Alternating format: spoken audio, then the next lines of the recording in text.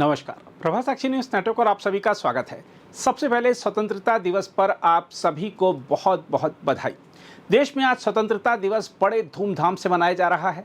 लाल किले की प्राचीर से प्रधानमंत्री नरेंद्र मोदी ने देश को संबोधित कर आज कई बड़े ऐलान किए। 80वें स्वतंत्रता दिवस पर प्रधानमंत्री मोदी के इस बार के संबोधन की खास बात यह रही कि इसमें युवाओं पर खासा फोकस रहा।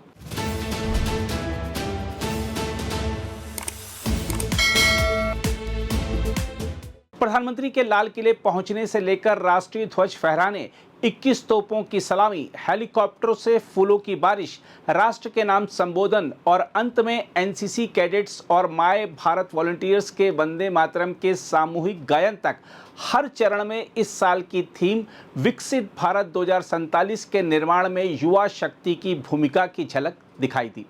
ध्वजारोहण के बाद तिरंगे को राष्ट्रीय सलामी दी गई।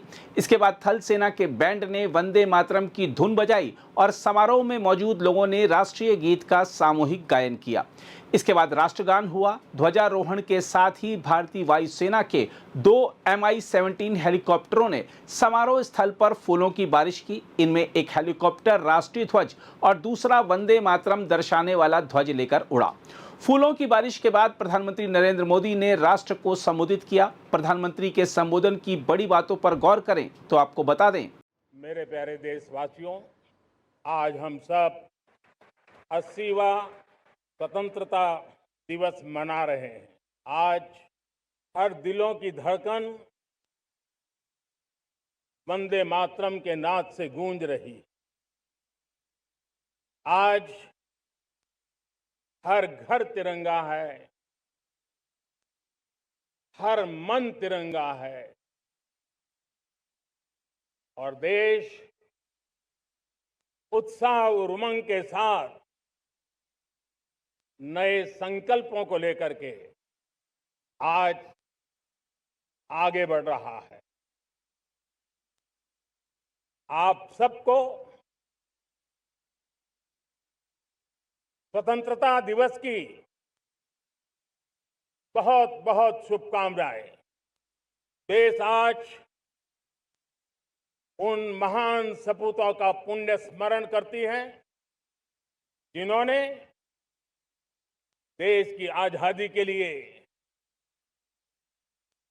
त्याग, बलिदान की पराकाष्ठा की। अपने तप, त्याग और बलिदान से आजादी के एकमात्र लक्ष्य को लेकर के अपनी पूरी जिंदगी खपा दी। पूज्य बापू समेत सभी स्वातंत्र्य सेनानियों को बलिदान की महान परंपरा जगाने वाले महान क्रांतिकारियों को आज मैं श्रद्धापूर्वक नमन करता हूं। देश को डराना, देश को भयभीत रखना, देश को चिंतित रखना, इसी में कुछ लोगों को आनंद आता है। वैक्सीन नहीं मिलेगी, कोविड में लोग बचेंगे नहीं, कुछ भी नहीं होने वाला। वेस्ट एशिया का क्राइसिस आया, पेट्रोल पंप पे पेट्रोल नहीं मिलेगा, गैस नहीं मिलेगा, डीजल नहीं मिलेगा, फर्टिलाइजर नहीं मिलेगा। सारी दुनिया भर की अफवाहें फैला करके भारत के लोगों को भयभीत करने का, डराने का, चिंता के अंदर डुबो देने का कुछ लोगों को आनंद आ रहा था।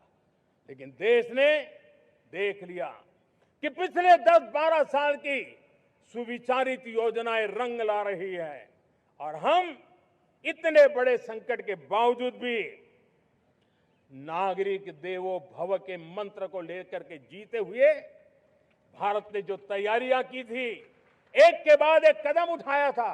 सोचा नहीं था कि संकट आएगा, लेकिन उस संकट के समय में ये सारी चीजें काम आ गई और आज देश में गैस भी है, पेट्रोल भी है, यूरिया भी है। हम अपनी ताकत के ऊपर खड़े हो रहे, चल रहे। मेरे प्यारे देशवासियों, दुनिया के इन संकटों का प्रभाव हर किसी पर हुआ, हम भी अछूते नहीं। यूरिया के दाम दुनिया में 3,000 रुपया पहुंच गए एक बोरी का। आज भी हम मेरे देश के किसानों को वो बोझ सहने के लिए मजबूर नहीं कर रहे। सरकार अपने कंधों पर वो बोझ उठा रहा है और दुनिया से जो 3,000 रुपया में यूरिया का बोरा हमें मिलता है वो हमारे किसानों को हम सिर्फ 300 रुपये में दे पाते हैं। इतना ही नहीं, डीएपी आज दुनिया में बाजार 5,000 पहुंच चुका है, लेकिन मेरे देश के किसानों को दिक्कत ना हो इसलिए 1,350 रुपए में आज भी डीएपी देने का काम हम कर रहे हैं।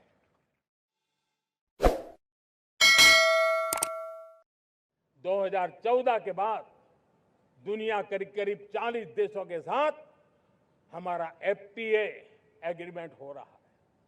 अब देखिए कितना बड़ा अवसर आया है, लेकिन ये जो ट्रेड एग्रीमेंट्स हुए हैं ये एक बहुत बड़ा अवसर है और इसलिए खास करके मैं मेरे एमएसएमईज को कहना चाहूंगा कि हमें इस मौके को छोड़ना नहीं है।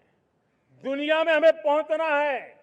भारत के उत्पाद की हर चीज विश्व के बाजार में पहुंचे और चाहे हमारा टेक्सटाइल हो, हमारी मशीनरी हो, हमने दवाइयां हो, हमने मौका छोड़ना नहीं है। लेकिन वैश्विक जो पैरामीटर्स हैं उस पैरामीटर को हमें पार करना होगा। हमें दुनिया से जो मिलता है उसे अच्छा देना पड़ेगा, दुनिया में जो मिलता है उसे सस्ता देना पड़ेगा। और पंजाब के लुधियाना से लेकर के तमिलनाडु के तिरुपुर तक हमारा टेक्सटाइल सेक्टर दुनिया में पहुंच सकता है। इतना ही नहीं, केरलम से लेकर के गुजरात और तमिलनाडु से लेकर के बंगाल, ये हमारा समुद्री तट, हमारे मछुआरे भाई बहन आज इस एफटीए के कारण हमारे श्रिप यानी झींगा उसके एक्सपोर्ट की बहुत संभावना बनी है। हमारे सी फूड की दुनिया में पहुंच बनने की संभावना पड़ी हुई है और इसलिए मैं चाहूंगा कि हम इस परिस्थिति का फायदा उठाते हुए, हम आगे चलते हुए हम इन कामों को पार करने के लिए प्रयास करें। मेरे प्यारे देशवासियों, 21वीं सदी में दशकों पुरानी जो चुनौतियां हैं उन चुनौतियों को खत्म करना बहुत अनिवार्य है। नक्सलवाद, माओवाद लाखों युवाओं के भविष्य को तबाह कर दिया, अनेक माताओं के दुधमल नौजवानों को छीन लिया, बर्बाद कर दिया, हर मां बाप के सपनों को चूर चूर कर दिया। इस नक्सलवाद ने 4 दशक तक हिंदुस्तान के बहुत बड़े हिस्से को, बहुत बड़ी आबादी को दबोच करके रखा था, बंदूक के नोक पर दबोच करके रखा था, संविधान की धज्जियां उड़ा दी थी और देश के सामान्य नागरिकों की रक्षा में 3,500 से ज्यादा हमारी पुलिस के, सुरक्षा बल के जवान शहीद हो गए। युद्ध के अंदर जितने सैनिक मरते हैं उससे ज्यादा हमारे पुलिस जवानों को जान की बाजी लगानी पड़ी ताकि देश के सामान्य मानवी को सुरक्षा मिले। ये नक्सलवाद ने धरती को लहूलुहान कर दिया था। 2014 में आपने जब हमें मौका दिया, उसी दिन हमने संकल्प लिया था कि हम देश को नक्सलवाद से मुक्त करेंगे और आज मुझे खुशी है कि नक्सली माओवादी हिंसा आखिरी सांस भी शायद रहने की अब तो ताकत नहीं रही है। पूरी तरह उसे खत्म करने की दिशा में जहां पर कभी नक्सलवादियों की गोलियां चलती थी, जहां पर कभी धरती रक्त रंजित रहा करती थी, आज उसी नक्सल क्षेत्रों में, उसी इलाकों में नक्सल मुक्त होने के कारण विकास, विश्वास और प्रयास का तिरंगा लहरा रहा है। मेरे प्यारे देशवासियों, लेकिन इस चुनौती को हमने कम नहीं आंकना है। इस चुनौती से हमें और भी सावधान रहने की जरूरत है। वर्षों तक देश की सत्ता में माओवादी सोच के लोग गलियारों में अपनी जगह बना करके बैठे थे। सरकारी कमेटियों में सलाहकार के रूप में भी ये माओवादी सोच ने नीतियों को प्रभावित किया था। मेरे प्यारे देशवासियों, जंगलों में हमें हथियारी नक्सलों का खात्मा बुलाने में, उस संकट से देश को मुक्त कराने में सफलता मिली है। लेकिन हथियारी नक्सल तो गए, लेकिन दिमागी नक्सल मौके की तलाश में है। हिंसा, अराजकता के वो रास्ते खोज रहे हैं, समाज को गलत राह पर घसीटने के लिए भांति भांति के दांव कर रहे हैं। इन दिमागी नक्सलियों को पहचानना होगा, इन दिमागी नक्सलियों को आइसोलेट करना होगा और राष्ट्र को विकसित राष्ट्र बनाने की मुख्य धारा की ओर देश की युवा पीढ़ी को जोड़ना होगा।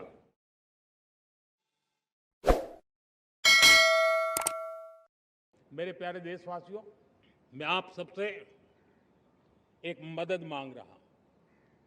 सभी नौजवानों से मैं चाहता हूं कि आप इसका नेतृत्व करिए। आपका 1 या 2 घंटे देश को बहुत बड़ी शक्ति देने वाले हैं। आपको लगेगा 1-2 घंटे में मैं देश की क्या शक्ति, मैं बताता हूं, आप बहुत बड़ी शक्ति बनने वाले हैं।